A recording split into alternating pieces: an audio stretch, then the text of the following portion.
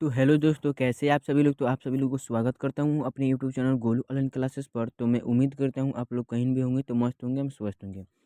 तो आज हम बात करने वाले हैं बिहार बोर्ड मैट्रिक परीक्षा 2026 की, जो हिंदी का गद्यखंड है। जो कल पार्ट 1 का ऑब्जेक्टिव हम दिए थे, उसमें 15 ऑब्जेक्टिव था और 15 ऑब्जेक्टिव बाकी था। तो आज हम पार्ट 2 लेकर आए हैं।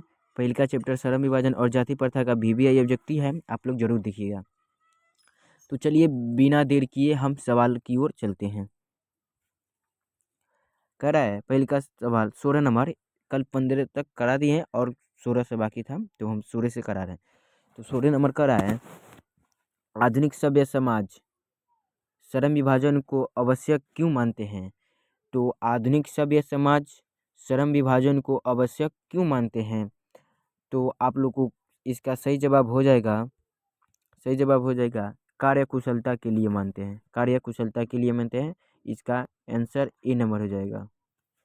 ठीक है, चलिए 17 नंबर सवाल कर रहा है, श्रम विभाजन और जाति प्रथा पाठ बाबा साहब के किस भाषा का संपादित अंश है। तो किस भाषा से संपादित अंश है। तो आपका 17 नंबर का सही जवाब हो जाएगा, 17 नंबर का सही जवाब हो जाएगा एनिहिलेशन ऑफ कास्ट। ये बाबा साहब इसी में से, इस बुक में से लिखे थे, एनिहिलेशन ऑफ कास्ट। ठीक है, इसका सही जवाब सी नंबर हो जाएगा। चलिए 18 नंबर का रहा है, अम्बेडकर भाषण एनिहिलेशन ऑफ कास्ट को किसने हिंदी में रूपांतरण किया था। यानी अम्बेडकर के भाषण एनिहिलेशन ऑफ कास्ट को हिंदी में किन किन किन रूपांतरण किए थे, कौन रूपांतरण किए थे। तो आपका 18 नंबर का सही जवाब हो जाएगा ललित सिंह यादव, यही हिंदी में रूपांतरण किए थे।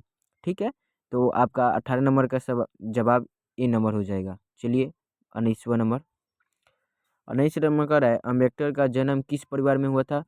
तो बाबा साहब का जन्म किस परिवार में हुआ था। तो दलित परिवार में हुआ था, दलित परिवार में हुआ था। इसका सी नंबर आंसर हो जाएगा। चलिए 20 नंबर अब कर रहा है, लेखक को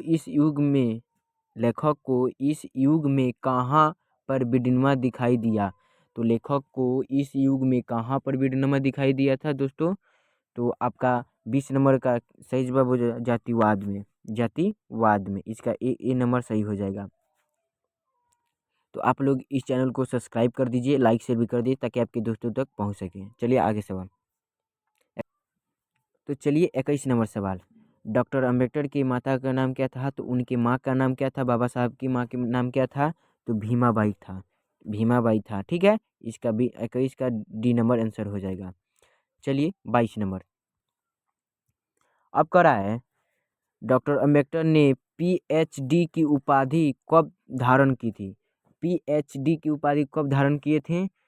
तो आपका 22 नंबर का करेक्ट जवाब 1916 में किए थे, 1916 में किए थे। सी नंबर आंसर सही हो जाएगा। चलिए 23 नंबर कर है, लेखक की दृष्टि में विनिमय की बात क्या है।